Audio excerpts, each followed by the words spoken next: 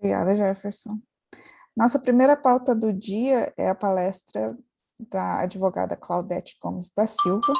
A palestra se chama Lei Marinha da Penha, 15 anos de avanços, e a Claudete é pós-graduada em processo civil e pós-graduada em direitos da família e sucessões, voluntária na ONG Maria do Ingá Mulher e voluntária na Oficina de Pais e Filhos Fórum Maringá. Obrigada, Claudete, pode começar. Boa noite, eu gostaria muito de agradecer o convite, né, à ONG Maria do Ingá, na pessoa da Alica, na pessoa da Rebeca, dos quais eu mantive contato, e hoje a gente vai falar um pouquinho sobre os avanços que a Lei Maria da Penha trouxe para nós, né? Eu vou colocar aqui a apresentação, rapidinho aqui, só um minuto, que eu estou aprendendo também, né? A gente está sempre aprendendo. Bom, vocês conseguem visualizar? Aí o F5, né? Tá dando para ver aí tudo certinho? Tá, mas você não maximizou, não. Deixa eu tentar de novo. Coloca ali, vai ali em slide, apresentação de slide. Acho que é mais fácil, às vezes F5 não funciona. Onde que fica, por gentileza? Aqui em cima, ó, acho que é em slide ou em apresentação, um dos dois. Daí vai ter a opção ali. É isso. É esse mesmo. Entendi, vamos ver. Isso, Aí, agora foi. perfeito. Bom, aqui as minhas apresentações que já foram feitas, diante do tema não, é o que menos tem importância, né? Eu estou aqui pela ONG Maria do Ingá, a convite da professora doutora Tânia Tait, que não pôde comparecer hoje, e nós vamos abordar um pouquinho sobre a Lei Maria da Penha e esses 15 anos de luta com a Lei Maria da Penha. Antes nós temos que falar que a Lei Maria da Penha ela é de gênero, ou seja, a Lei Maria da Penha ela é aplicada para proteger todas as pessoas que se identificam como mulheres, como do sexo feminino, como gênero feminino, que estão sofrendo violência em razão desse fato, conforme o parágrafo único do artigo 5º da lei, a violência doméstica e familiar contra a mulher. Pode se configurar independente da orientação sexual. Aí, a partir dessa leitura, nós temos a mulher trans, que a lei também abarca, e a mulher lésbica e a mulher cis.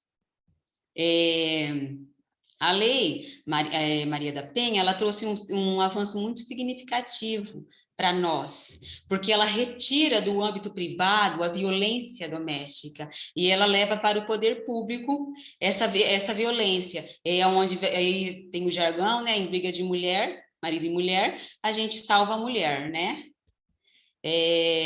A Lei Maria da Penha, ela não trata de toda a violência contra a mulher, é sempre o gênero, tem que ser, ela é baseada no gênero.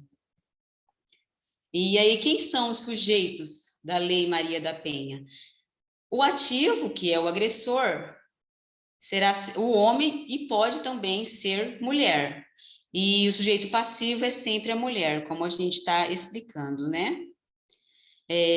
O artigo 2º da lei, ele traz que toda mulher, independente de classe, raça, etnia e orientação sexual, renda, cultura, nível educacional, idade e religião, goza dos direitos fundamentais inerentes à pessoa humana, sendo-lhe assegurados as oportunidades e facilidades para viver sem violência. Preservar sua saúde física e mental e seu aperfeiçoamento moral, intelectual e social. O artigo 5º da lei, ele configura a violência doméstica familiar, a violência que acontece no âmbito da unidade doméstica. O que seria esse âmbito da unidade doméstica? Que é compreendido como espaço de convívio permanente de pessoas com ou sem vínculo familiar, inclusive esporadicamente agregadas. Por exemplo, faz 10 anos que eu não vou à casa do meu tio. Chego lá, está ocorrendo uma festa e lá um primo resolve me agredir. Esse tipo de violência se enquadra em uma violência doméstica, porque há ali ou aquele vínculo, mesmo que não seja que não tenha encontros diários, que não tenha aquela convivência, há ali um grau familiar, um vínculo familiar. E o inciso 2, no âmbito da família, que é aquela mais comum mesmo, compreendido como a comunidade formada por indivíduos que são ou se consideram aparentados.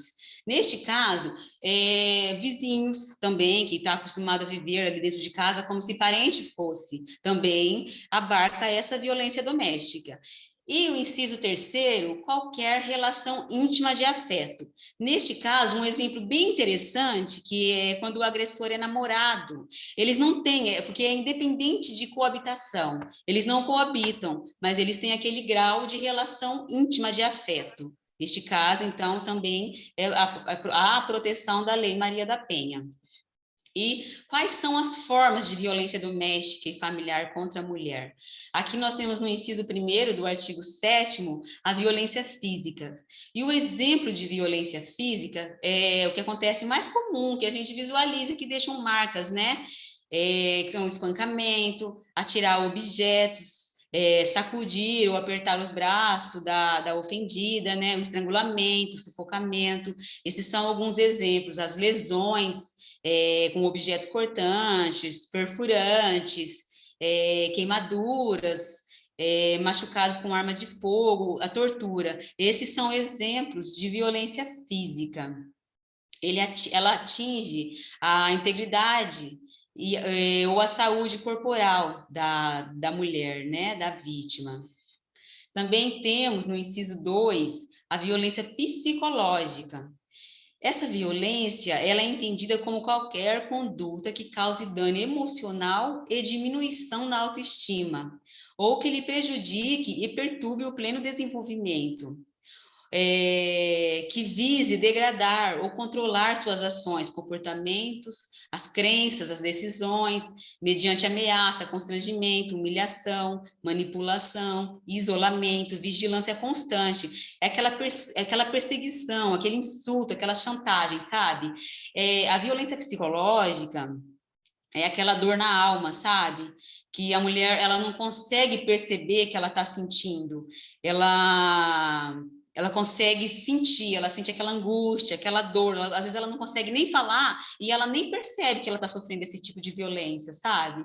Então, assim, é preciso informar, é preciso buscar informação, é preciso estar informada para que a gente possa ajudar uma amiga, uma irmã que às vezes está passando por esse processo de violência psicológica e não percebe, sabe? Assim, a gente só vai conseguindo perceber quando a pessoa vai ficando distante, vai ficando triste, vai ficando com aquele sofrimento, com aquela angústia.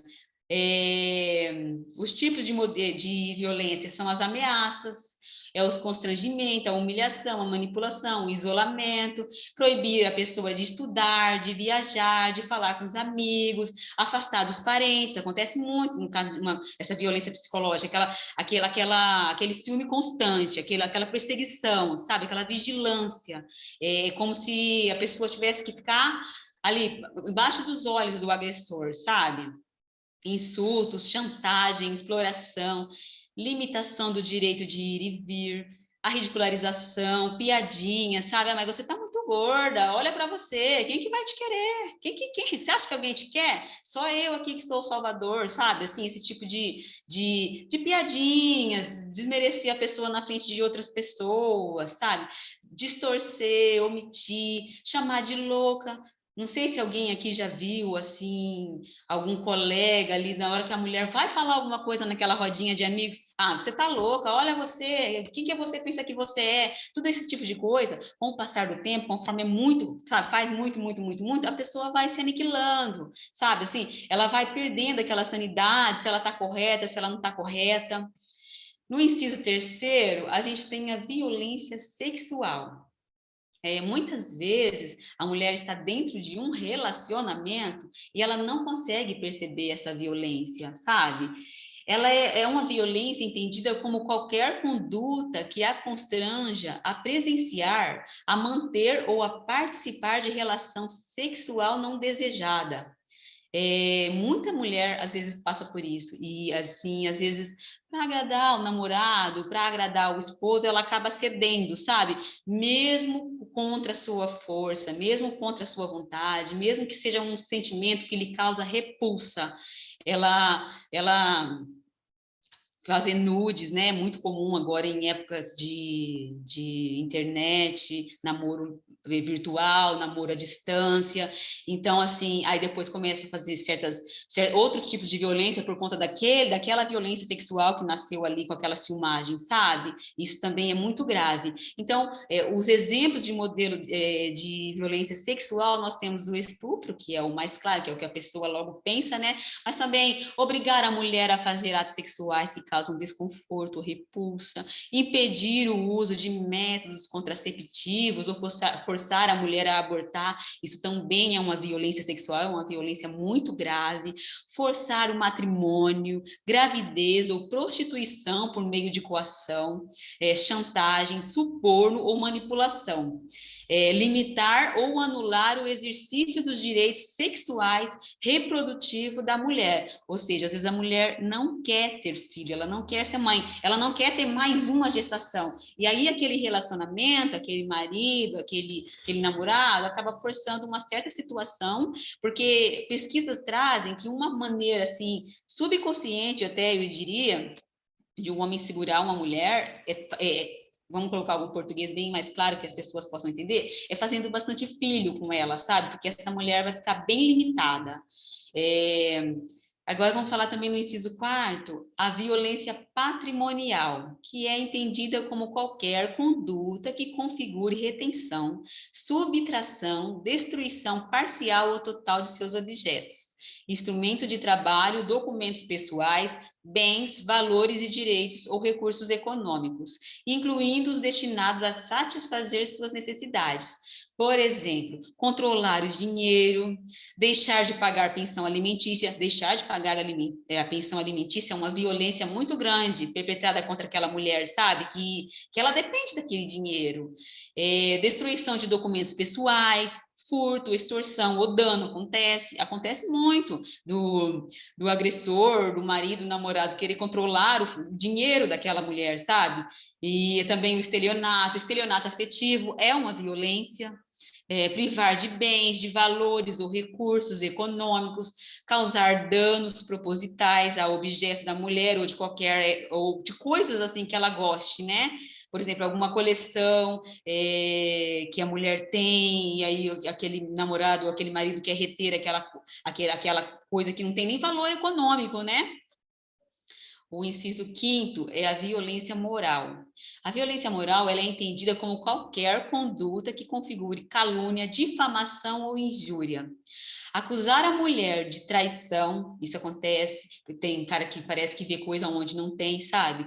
Emitir juízos morais sobre a conduta, fazer críticas mentirosa, expor a vítima, rebaixar a mulher por meio de xingamentos que incidem sobre sua índole, desvalorizar a vítima pelo seu modo de se vestir, sabe?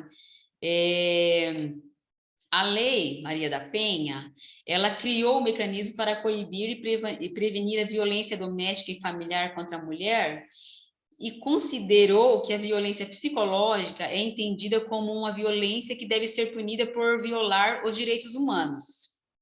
Desde 2006, a violência psicológica está lá na Lei Maria da Penha.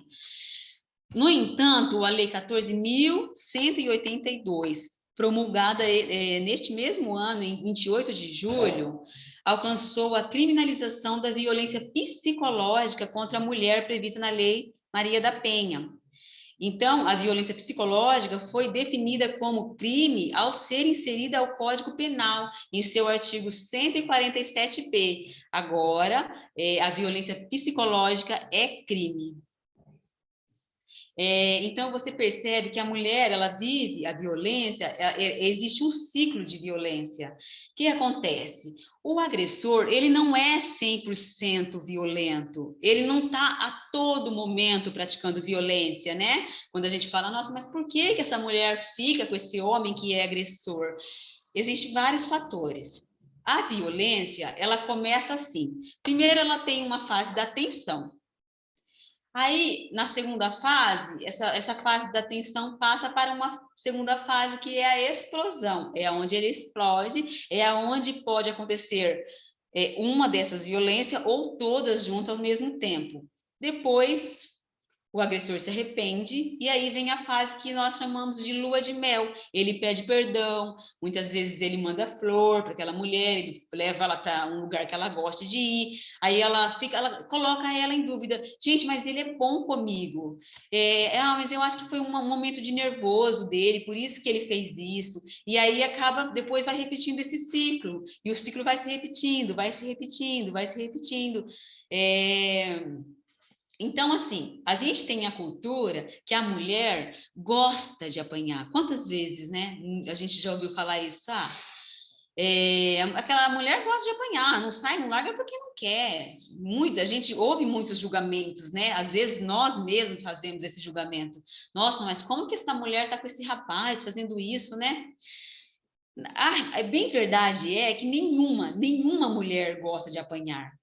Mas às vezes essa mulher, ela tá tão humilhada, ela tá tão desprezada, ela tá tão magoada, sabe assim, que ela não sente força, ela não tem força para fazer a denúncia.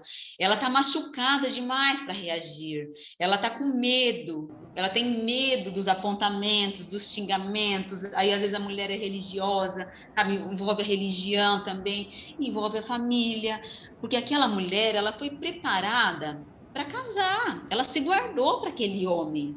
Aquele rapaz é o pai dos filhos dela, sabe assim? E aí tem aqui toda aquela coisa cultural. Esse é meu destino, eu tenho que aceitar e ficar quietinha. E às vezes também o financeiro conta muito na hora da mulher tomar essa decisão de separar ou não, porque assim, na realidade, essa mulher ela não quer se separar.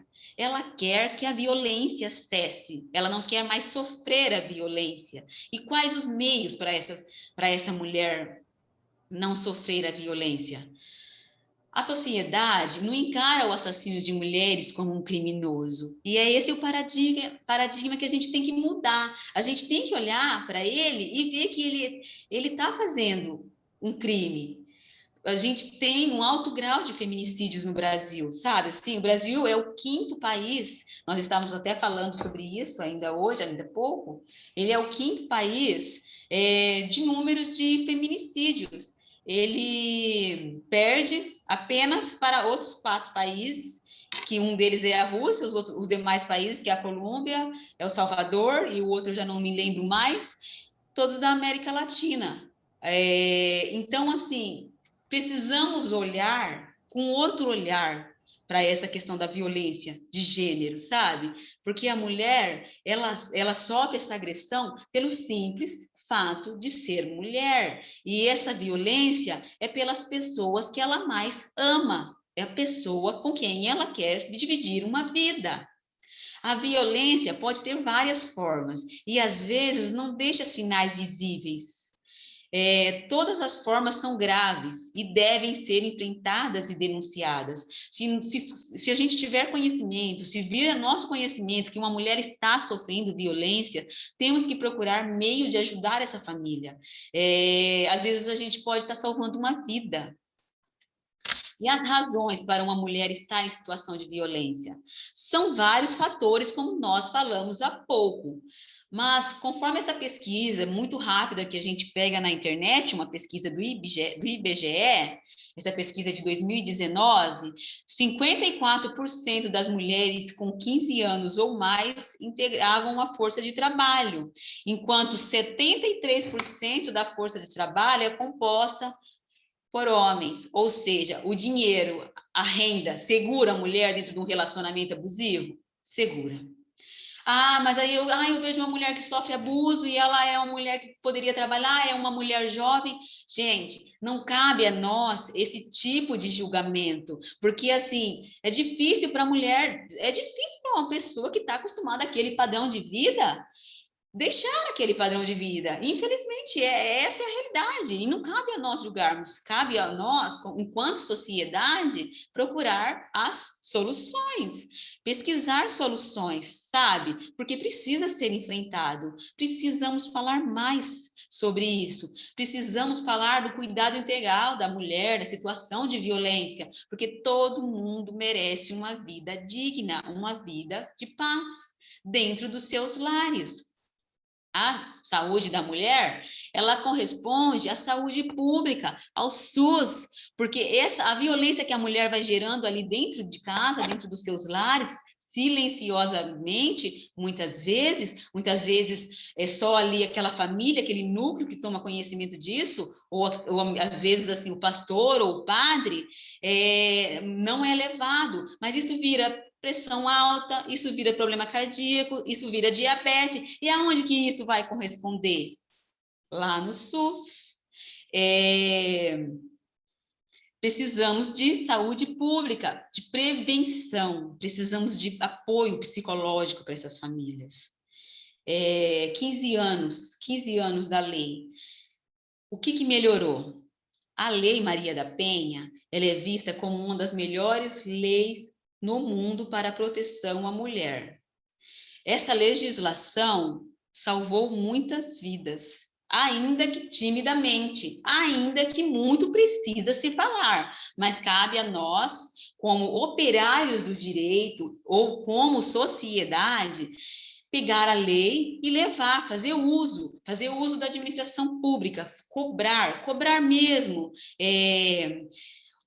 15 anos depois, o que poderia avançar ainda mais são os mecanismos para que as mulheres tenham segurança na denúncia, além de maior efetividade nas medidas protetivas e acolhimento psicológico nas delegacias. A Lei Maria da Penha, ela enfrenta seus desafios, isso é fato. Seja pela falta de entendimento amplo da legislação ou por problemas de aplicação. Ainda assim, já salvou e salva muitas mulheres no país que registram um feminicídio a cada 7 horas, de acordo com os dados, isso a pesquisa de 2019, ainda não falamos aqui de tempo de pandemia. A Lei Maria da Penha. E o que ainda falta? Falta rigor na aplicação da Lei Maria da Penha.